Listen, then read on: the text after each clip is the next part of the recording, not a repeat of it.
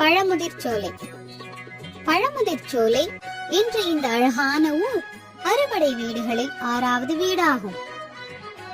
இந்த ஊரின் கதையை இப்பொழுது பார்க்கலாம். ஔவையார் என்று ஒரு பாட்டி இருந்தார்.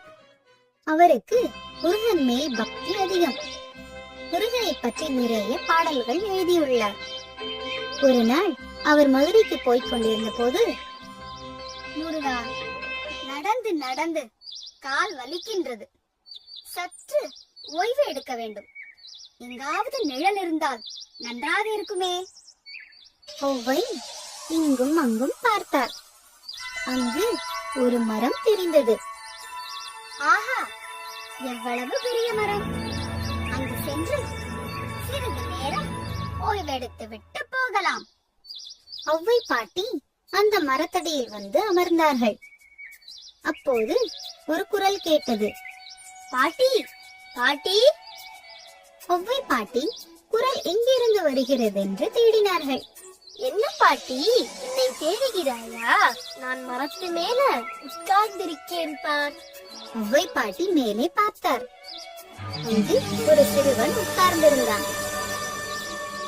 யாரப்பா நீ? இங்கே என்ன செய்கிறாய்? நான் ஆடு மேய்க்கிறவன் பாட்டி.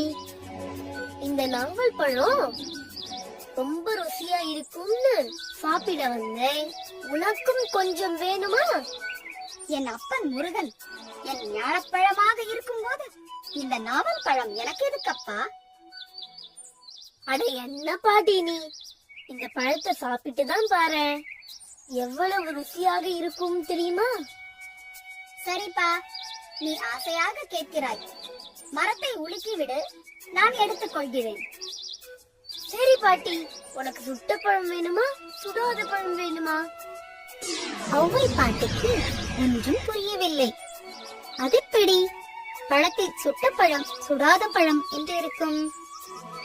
தன்னுடைய இந்த அறியாமையை சிறுவனிடம் காட்ட விரும்பவில்லை. அதனால் சற்று யோசித்துவிட்டு, தம்பி, எனக்கு சுடாத பழமே கொடுப்பா. சிறுவன் மரத்தை உலுக்கினான். பழங்கள் கீழே விழுந்தது. அதை எடுத்த ஔவை பாட்டி தூசியாக இருந்ததால் தன் வாயால் அதனை ஊதினார்கள். ஏன் பாட்டி ஊதற? பழம் சூடாகவா இருக்கு? நான் சுடாத பழம் தானே கொடுத்தேன். ஔவை பாட்டி அப்படியே அசந்து போய் நின்று விட்டார். அந்த சிறுவனை உற்று பார்த்தார். இவ்வளவு புத்திசாலித்தனமாக பேசுகிறாயே, நீ கண்டிப்பாக சாதாரண சிறுவனாக இருக்க முடியாது. உண்மையிலேயே நீ யார்? சொல்லப்பா. ஆடு மேய்க்கும் சிறுவன் ஒரு மாறி அழகான முருகனாக மாறினான். என்னை தெரியவில்லையா ஔவையே? ஔவை பாட்டி மிகவும் மகிழ்ச்சி அடைந்தார்கள். இப்படித்தான் பழமுதிர்ச்சோலை கோவில் ஏற்பட்டது. இந்த கோவில் மதுரைக்கு அருகில் கள்ளழகர் கோவிலை ஒட்டி அமைந்துள்ள மலைக்கு செல்லும் வழியில் சோலைகளின் இடையே அமைந்துள்ளது.